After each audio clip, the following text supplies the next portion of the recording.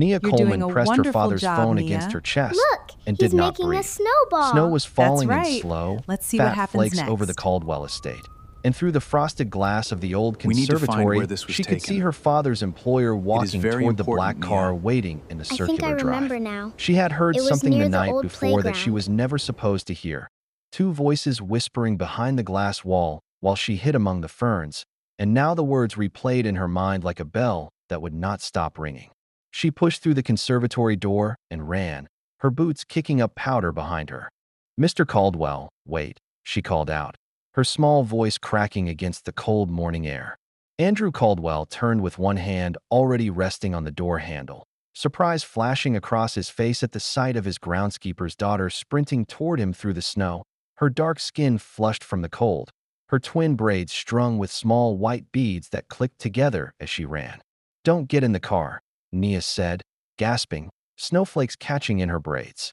"Please, that is not your driver."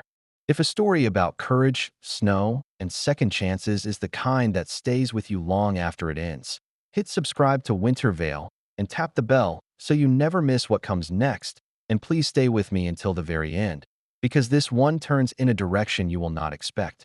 I have always believed that snow has a strange kind of honesty to it. It covers everything soft and easy, and underneath, only the truth is left standing. That is the story I want to tell you today, about a little girl who noticed what an entire household refused to see, and about a man who almost lost everything before he understood what mattered.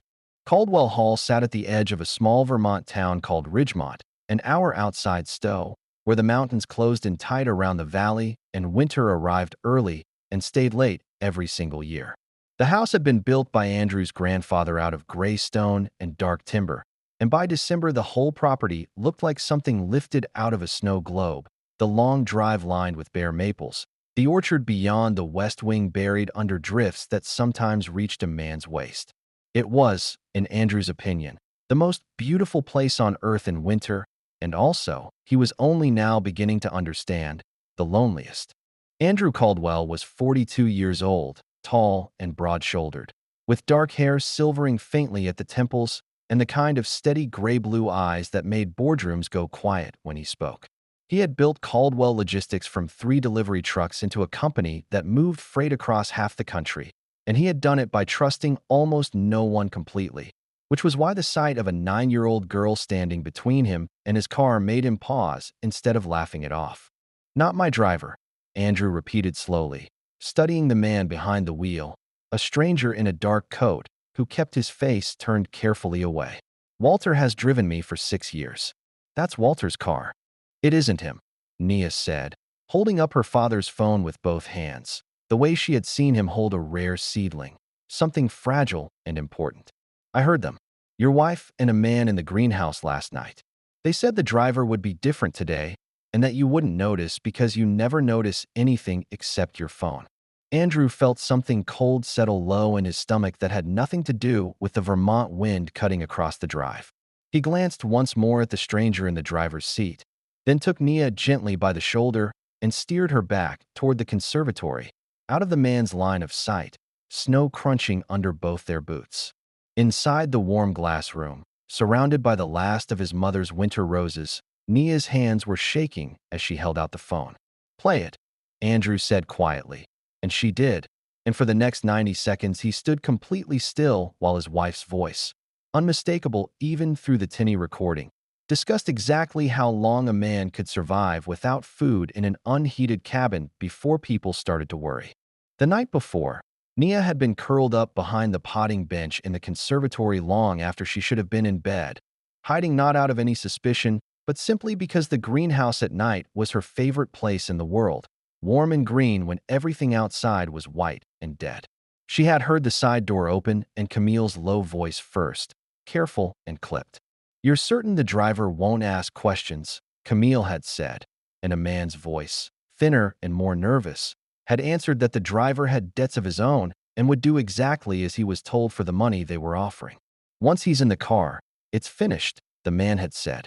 "He won't be at the airport. By the time anyone realizes something is wrong, the roads will already be closed for the storm, and so will he." Nia had pressed herself flat against the cold stone floor, heart pounding, and listened to Mrs. Caldwell ask, in a voice with no warmth left in it at all, whether he would truly be unable to get out. And the man had answered that hunger did strange things to a man's will after 4 or 5 days alone in the cold. They said once you're in the car, they'll take your phone and your wallet, Nia said when the recording ended, her voice trembling now that the danger had passed. They said there's a place near the old quarry road where nobody goes in winter. They said you'd be gone before anyone even looked, because of the snow closing the roads. And the other voice, Andrew said carefully. Do you know who it belongs to? I didn't see his face clearly, Nia admitted. But I know his shoes. Brown ones with a little buckle. My dad says you can tell a lot about a man from what he puts on his feet in the snow, because only careless men wear thin leather when the roads are ice. Andrew almost smiled despite everything, because it sounded exactly like something David Coleman would say, and because for one strange moment the enormity of what he had just learned about his marriage of 14 years felt smaller beside the plain, clear-eyed courage of a child. You did an extraordinary thing coming to me, he said. Does your father know you recorded this? Not yet, Nia said, twisting the hem of her coat. I was scared he'd get fired if I was wrong. And I was scared something worse would happen if I was right, and I didn't say anything at all.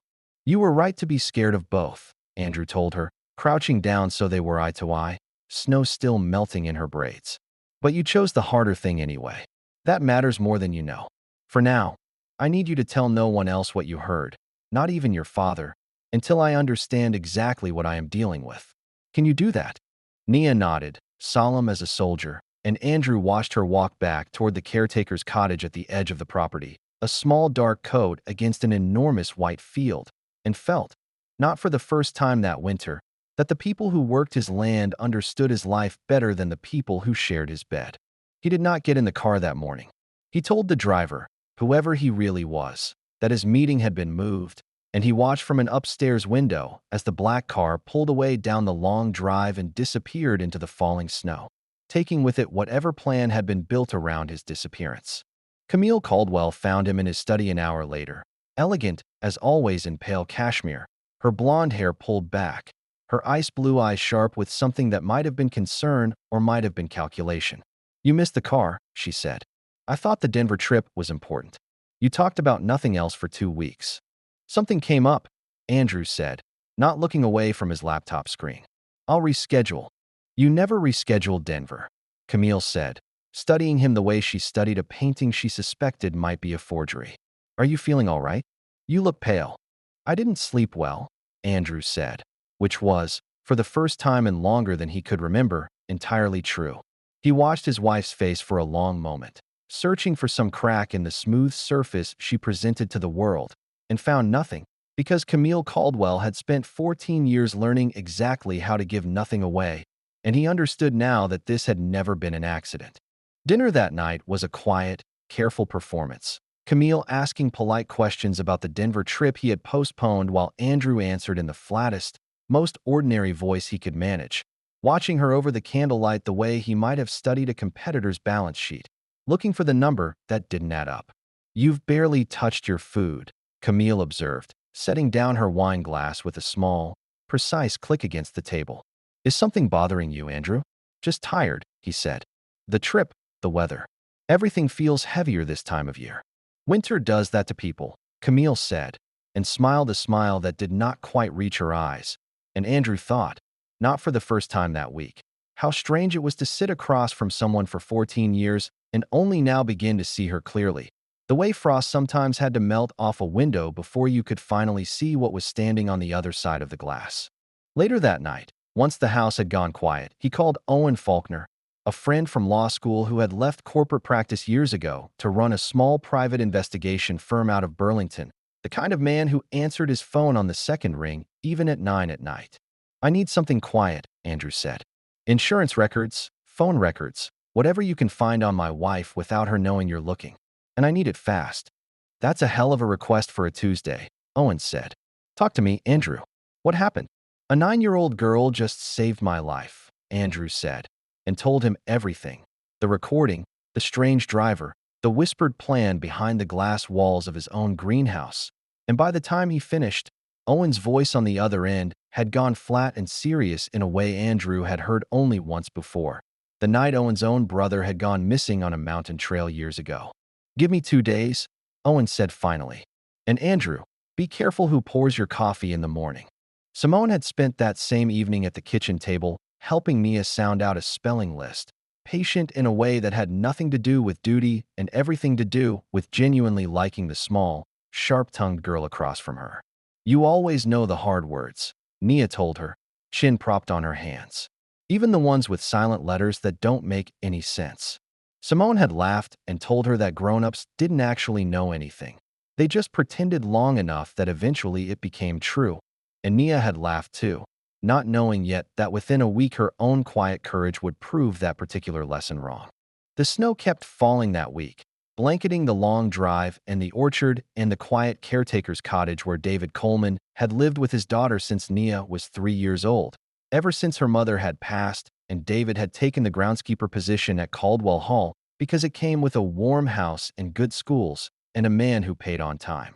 David noticed his daughter had been unusually quiet, eating dinner without her usual chatter about the greenhouse plants. And when he asked her what was wrong, she only shook her head and said she was tired from school. It was Simone Blackwood who noticed first that something in the great house had shifted. Simone had been Nia's nanny and the household's housekeeper for 6 years, a warm, steady woman with dark, curly hair usually tied back in a loose knot and kind hazel eyes that missed very little. And she had watched Andrew Caldwell grow paler and quieter over the course of a single week without understanding why. "You've barely eaten," she told him one evening, setting a tray of soup on his desk without being asked, the way she had done 100 times before when his marriage kept him working too late to remember dinner. "Whatever it is, Mr. Caldwell, it's eating you alive." "It's nothing you need to worry about, Simone," Andrew said, though something in her steady presence made him want to say more, made him remember suddenly how many quiet evenings she had simply been there, asking nothing, offering warmth like a fire left burning in an empty room. "Thank you for the soup." "You've been saying thank you to me for 6 years, Simone said with a small, knowing smile, "and never once telling me what's actually wrong. That's all right. I'm not going anywhere." She left the study without pressing further, and Andrew sat alone for a long time afterward, thinking not about the recording in his pocket, but about how differently two women in his life had learned to enter a room. 2 days later, Owen arrived at Caldwell Hall through a fresh snowfall, his coat dusted white, carrying a leather folder that seemed heavier than its size suggested. "You're not going to like this," he said, spreading papers across Andrew's desk. "Camille increased your life insurance policy 6 months ago from $4 million to $22 million. She's the sole beneficiary. The paperwork went through your estate attorney's office, but the request originated from her, not from you." "I never signed an increase like that," Andrew said, his voice very quiet. "You signed a stack of routine estate documents in September," Owen said. "One of them was buried 3 pages deep. Your signature is real. The context around it was not." He pulled out a second sheet. "There's more. Camille has been meeting a man named Elliot Harlow for the last 4 months. Dinners, a cabin rental near the quarry road, phone calls that run past midnight. Harlow has debts, Andrew. Gambling debts, a failed restaurant investment, nearly $300,000 owed to people who don't send polite reminder letters." Andrew closed his eyes. "Brown shoes," he murmured. "With a buckle." "What?" Owen asked. "Nothing," Andrew said. "Keep going." "The car that picked you up wasn't from your regular service," Owen continued. "It was booked through a private account 2 weeks ago, paid in cash, under a name that doesn't exist anywhere else. Whoever arranged it knew your schedule down to the minute, which means they either had access to your calendar or someone close to you gave it to them." "Only 3 people have access to my calendar," Andrew said. "Camille, my assistant, and Simone, because she coordinates the household schedule with mine." He said her name and felt an unfamiliar tightness in his chest, an urgent, almost protective need to be wrong about the possibility even as it formed. "How certain are you about the driver's booking?" Andrew asked, still staring at the papers as though he could will them into saying something different. "Certain enough to bet my license on it," Owen said. "Whoever paid for that car knew you'd be leaving Caldwell Hall at exactly 7:40 this morning, knew which route you take to the airport, and knew you'd be traveling alone because your assistant had the day off. That's not a guess, Andrew.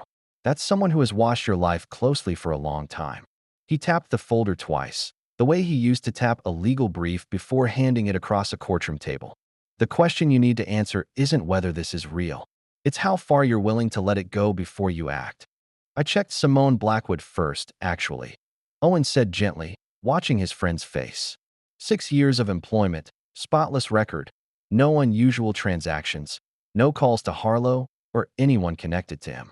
If anything, Andrew, her calendar entries are the only ones that show her quietly rearranging things to keep Nia away from the greenhouse whenever Camille had visitors. I think she noticed something was wrong long before either of us did. Relief moved through Andrew so suddenly it startled him. More relief than the situation should have warranted for a housekeeper's alibi, and he filed that feeling away to examine later because right now there was a more urgent question in front of him. What do we do with what we know? We go to the police, Owen said. Today, this isn't a marriage problem anymore, Andrew. Somebody planned to leave you to freeze in a cabin off a road that gets buried under 3 feet of snow for 6 weeks at a time. That's attempted murder. Not yet, Andrew said, and Owen stared at him like he'd lost his mind. If we move now, Camille denies everything, Harlow disappears, and all we have is a recording made by a child and a life insurance form. I want them to try again. I want them caught doing it, not caught planning it. That's an enormous risk, Owen said. They already tried once, Andrew said. I'd rather control when the second time happens than wait to find out. The plan came together over the following days, quiet and careful, built around a real business trip to Chicago that Andrew announced at dinner with just enough irritation in his voice to sound believable. Camille's eyes lit with something she tried and failed to fully hide.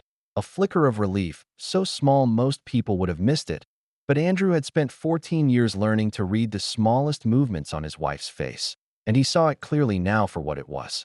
Detective Marisol Alvarez of the Vermont State Police met with Andrew and Owen in a back room of a diner outside Stowe, away from anyone who might recognize the Caldwell name. She was a compact, sharp-eyed woman who listened to the recording twice without expression before finally speaking. This is enough to open an investigation, she said. But if you want them caught in the act, we do this exactly by the book. Unmarked units, a real replacement driver from our side. And you do not deviate from the plan once it starts, Mr. Caldwell. Not for anything. Understood, Andrew said. What happens if the storm gets worse than forecast? Andrew asked, glancing at the frost already climbing the diner's window. What happens if your units lose the car in the snow?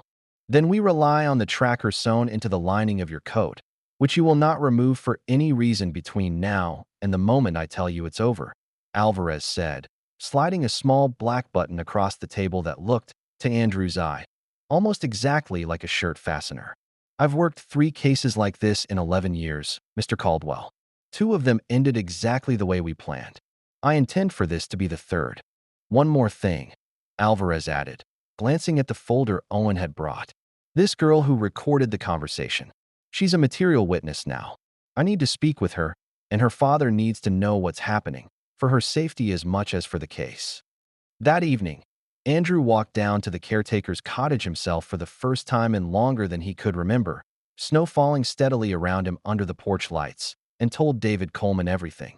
Watching the big, calm man's face shift from confusion to disbelief to a kind of controlled fury that made Andrew understand exactly why David had once mentioned, almost in passing, that he'd spent 4 years in the army before he ever picked up a pair of pruning shears. She could have been hurt, David said, his voice low and tight, his eyes finding his daughter where she sat by the window, pretending not to listen. She should have come to me first. She was trying to protect you, Andrew said quietly. She was afraid you'd lose your job if she was wrong, and afraid something worse would happen if she was right, and stayed silent. She made an impossible choice at 9 years old, David, and she made the right one. He looked over at Nia, who was watching them now without pretending anymore, her dark eyes steady in a way that reminded him uncomfortably of his own reflection at moments he was proudest of. From now on, you and Nia stay close to the main house. No walking the property alone, not until this is over. I want to help, Nia said suddenly, standing up. I already helped once. You've done more than enough, Andrew said gently. The bravest thing left for you to do now is let the grown-ups finish it.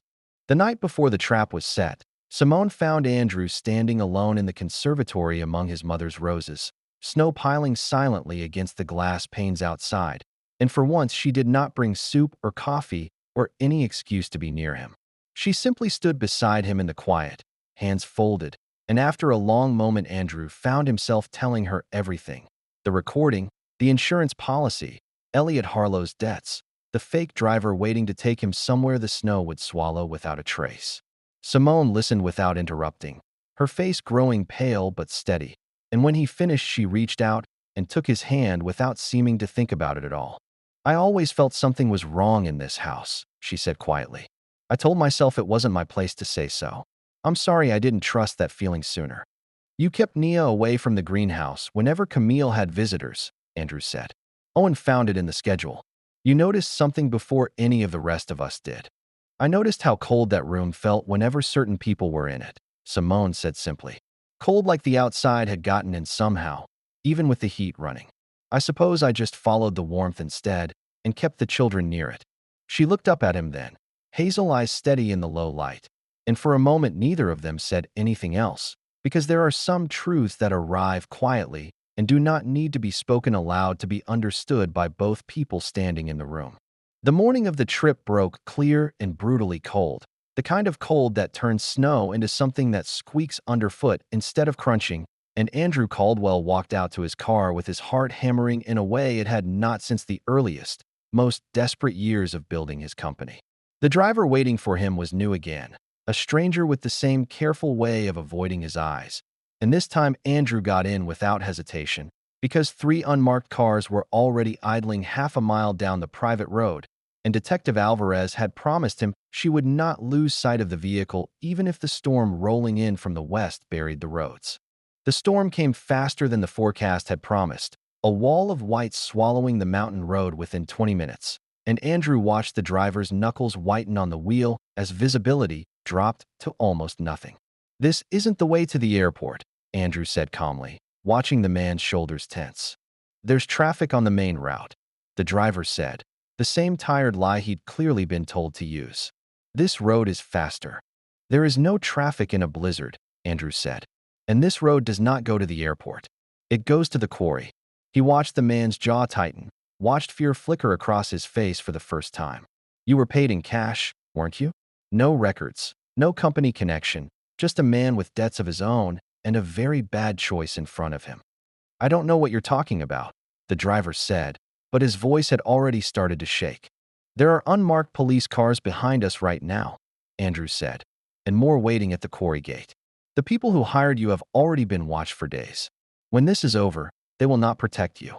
To them, you were never a partner.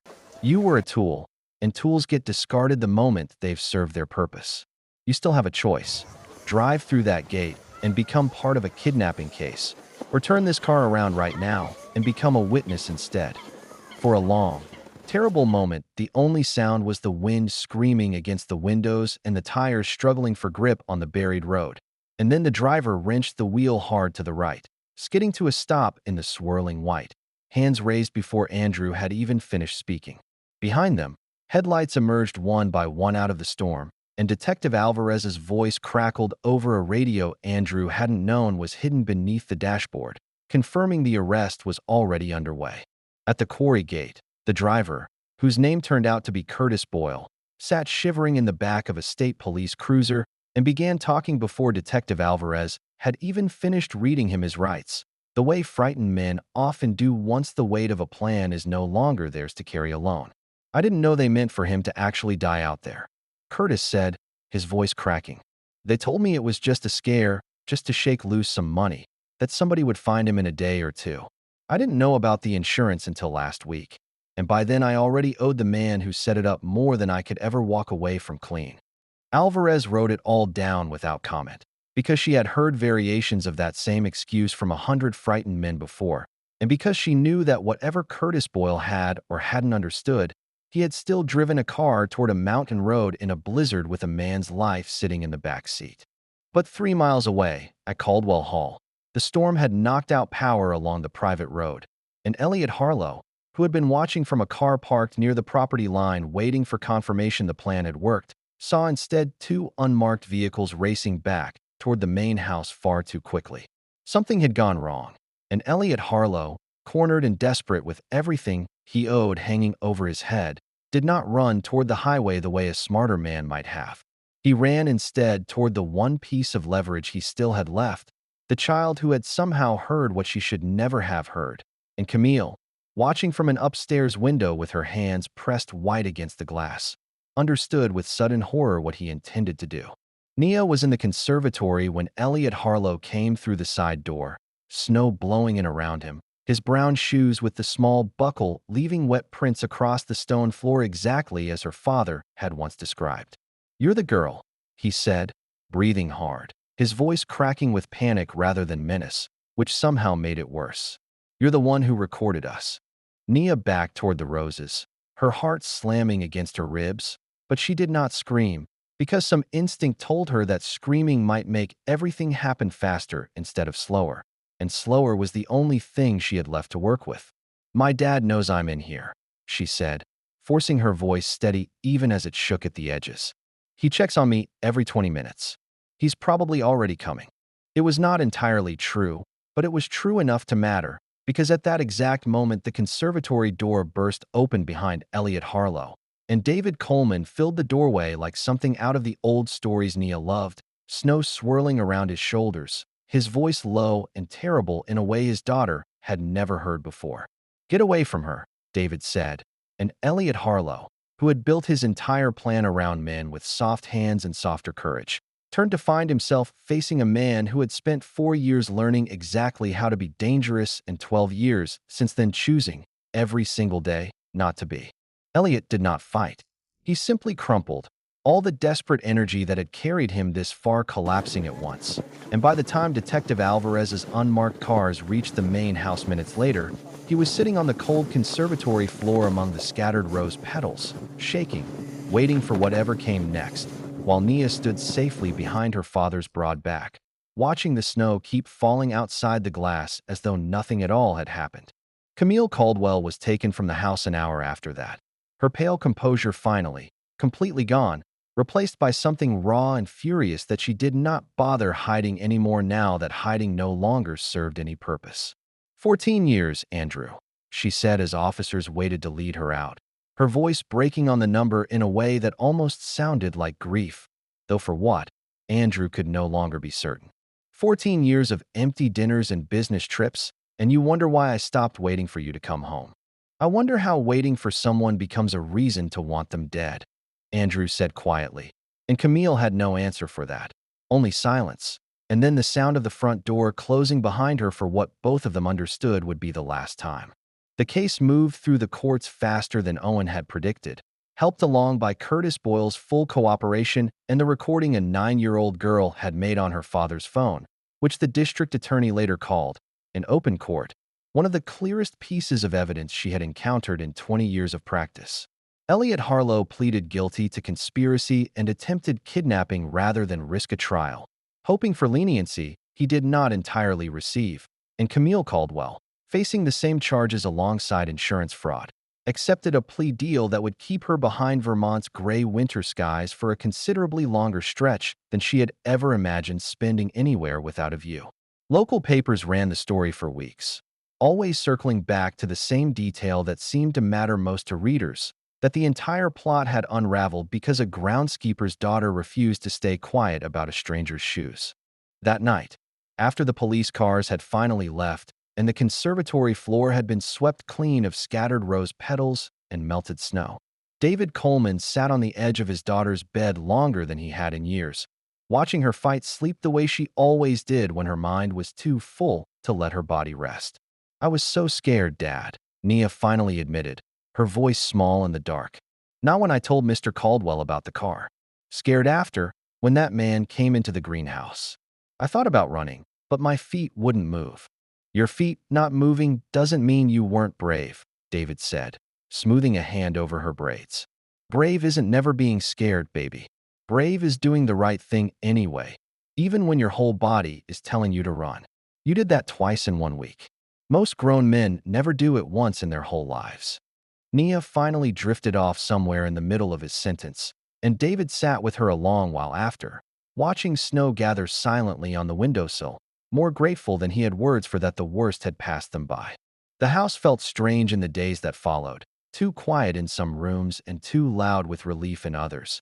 And it was Nia, oddly enough, who seemed to recover fastest, returning to school with a kind of stubborn brightness that made both her father and Andrew Caldwell watch her with quiet, grateful awe. "My dad says a garden looks worst right after you pull the weeds," she told Andrew one afternoon, sitting in the conservatory with a new set of watercolors he had bought her, "because you can finally see all the empty spaces. But he says that's when you get to decide what grows there instead." "Your dad is a wise man," Andrew said, and meant it more than he had meant almost anything in years. He thought, watching her mix blue and white into something that looked almost exactly like the sky over Ridgemont on a clear winter morning, that he had spent 2 decades building a company that moved freight across an entire country, and somehow it had taken a 9-year-old girl with a paintbrush to teach him what actually needed rebuilding closer to home. Word of what had happened at Caldwell Hall spread quietly through Ridgemont despite everyone's best efforts to keep it contained, and for weeks afterward strangers stopped David Coleman at the hardware store and the diner to shake his hand, though he always deflected the credit toward his daughter, saying only that he had simply raised a child who paid attention to the world around her, which he considered the whole of the job description anyway. Snow kept falling that whole strange winter, softening the edges of everything the way it always did, and it was Simone who Andrew found himself seeking out in the quiet evenings that followed, not out of obligation the way he once might have leaned on Camille's presence at dinner, but because her steadiness had become, without his quite noticing when it happened, the thing he wanted most at the end of every difficult day. They would sit together in the kitchen long after Nia had gone to bed, talking about nothing important, and Andrew found he had never once run out of things to say to her, which struck him, eventually, as its own kind of answer. It was Owen who finally said out loud what everyone else had already noticed. "You light up when she walks into a room, Andrew," he said one evening over drinks, watching his friend's eyes track Simone across the study as she brought in a tray neither of them had asked for. "You've been divorced 3 months. Nobody would blame you for waiting. But nobody would blame you for not waiting either, if it's real." In the weeks between the arrests and the divorce papers finally clearing, Andrew found himself lingering in doorways he once would have walked straight through, watching Simone read to Nia by the fireplace or catch snow on her sleeve on the walk back from the cottage, and he began to understand that what he felt was not new at all, only newly permitted. A warmth he had been quietly starving for so long that he had almost stopped recognizing the shape of his own hunger. Andrew found Simone in the conservatory that night, standing among the roses that had somehow survived the whole terrible winter, snow falling silver and silent beyond the glass. And for a long moment, he simply stood beside her the way she had once stood beside him, not saying anything at all, because some things needed a little quiet before they could be said properly. "I keep thinking about what you told me," he finally said, "about following the warmth instead of the cold. I think I've been doing the same thing without admitting it, for longer than I probably should have." Simone turned to face him, hazel eyes searching his in the low light, and there was a long, trembling pause between them, the kind of hesitation that comes right before something important, both of them aware of exactly how much was at stake and how little either wanted to get it wrong. "Andrew," she said softly, testing his name the way she never had before, always careful, always proper. "Are you certain? Because I don't want to be a warm room you walked into because the cold one finally closed its door." "I'm certain," Andrew said, and found, to his own quiet astonishment, that he had never meant anything more completely in his life. When he kissed her, snow was still falling outside the glass, and somewhere beyond the conservatory walls a little girl watched from an upstairs window with a smile that stretched all the way across her face, because she, more than anyone, understood exactly what it looked like when something cold finally gave way to something real. By spring, the roses in the conservatory bloomed earlier than they ever had before, and Andrew Caldwell stood at their center one bright, thawing morning with Nia Coleman beside him, holding a small brass key. "This whole room is yours now," he told her. "Grow whatever you want in it. Your father tells me you have opinions about roses." "I have opinions about everything," Nia said, grinning her gap-toothed grin, and Andrew laughed, a real, unguarded laugh he hadn't managed in longer than he could remember, and somewhere behind them Simone watched with David Coleman, both of them smiling at the strange, unlikely family the winter had somehow built out of near disaster. The following December, on the one-year anniversary of the morning, a 9-year-old girl stood between him and a stranger's car. Andrew Caldwell married Simone Blackwood in the conservatory itself, surrounded by roses that had bloomed against every reasonable expectation. While outside the glass, the season's first real snow began to fall, soft and slow and forgiving. Exactly the way Andrew had come to believe the best kind of winter always did. Nia stood at the front holding a small bouquet of white roses. David Coleman stood proudly at his daughter's side, and Owen Faulkner, serving as best man, leaned over during the vows to whisper that he had never once doubted this would happen, which was, everyone in the room agreed afterward, a fairly generous rewriting of the several times he had teased Andrew mercilessly about being too stubborn to notice what was right in front of him. Andrew understood, watching Simone walk toward him through candlelight and falling snow, that the coldest year of his life had somehow led him straight into the warmest one, and that some truths, like snow settling over old ground, only needed enough quiet time to finally be seen clearly by everyone standing close enough to look. Outside the conservatory glass, the first heavy snow of another Vermont winter kept falling, soft and steady, covering the whole valley in white, and inside, surrounded by roses that had no business blooming in December and people who had no business finding each other the way they had, nobody was thinking about the cold at all. If this story moved you, let us know which moment stayed with you the longest, and don't forget to subscribe to Winter Veil so you never miss the next one. We'll see you in the next story.